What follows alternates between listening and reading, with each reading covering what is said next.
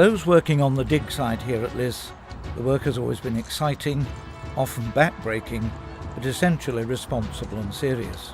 But on this weekend, it was time for everyone to let their hair down, for a Roman enactment troop arrived to commandeer the parking area and turn it into a parade ground, arena, a military camp, and a thoroughfare with booths and shops where artisans and merchants demonstrated their wares. Over the 2 days, 1,750 people came onto the site, and that's not counting babies in arms and numerous dogs.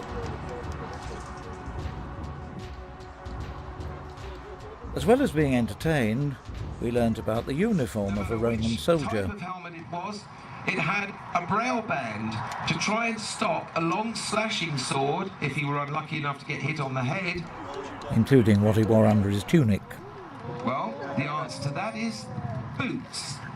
Correct names for the pieces of armour and weaponry, and the various ranks and titles given to the soldiers. We learnt that non-Romans could sign on in the Roman army, but were not fully equipped with armour, and, I suspect, were sent in first.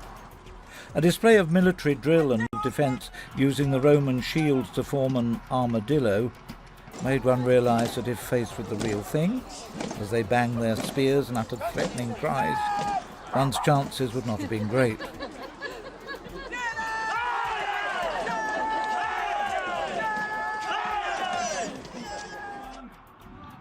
The gladiators' skill with sword and net had everyone displaying the English tray of shouting for the little guy.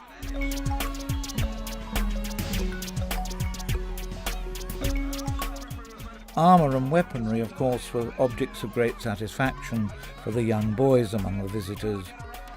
And during the afternoons, some brave local gladiators were encouraged to try their strength in battle.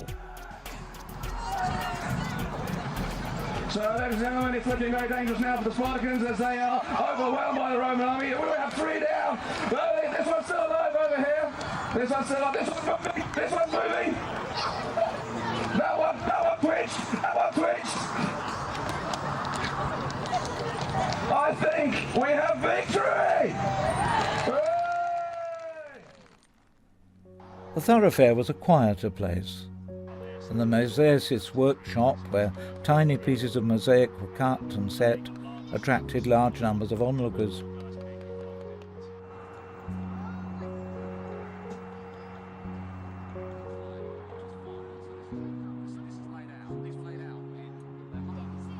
Off-duty soldiers were cooking their supper over the campfire, and here a full kit was laid out for inspection. And close up, one could see the quality of the armour and the spit and polish that goes into keeping the military element up to standard. A representative of the cavalry was much visited, his quiet-tempered, friendly horse in contrast to its warrior master in gilded helmet and trophies of war hanging from his horse trappings. On the domestic front, we could see food prepared, and learnt about the use of herbs for medicines and cosmetics. Questions were never slow in coming to our Roman guests, and they had ready answers and a fund of knowledge.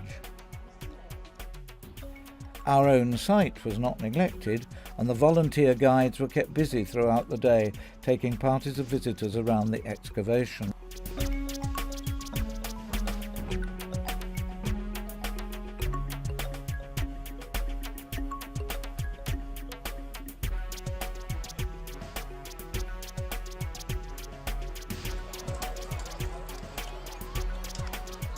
A really good day was had by all, and several youngsters asked, "Will it be here next week?"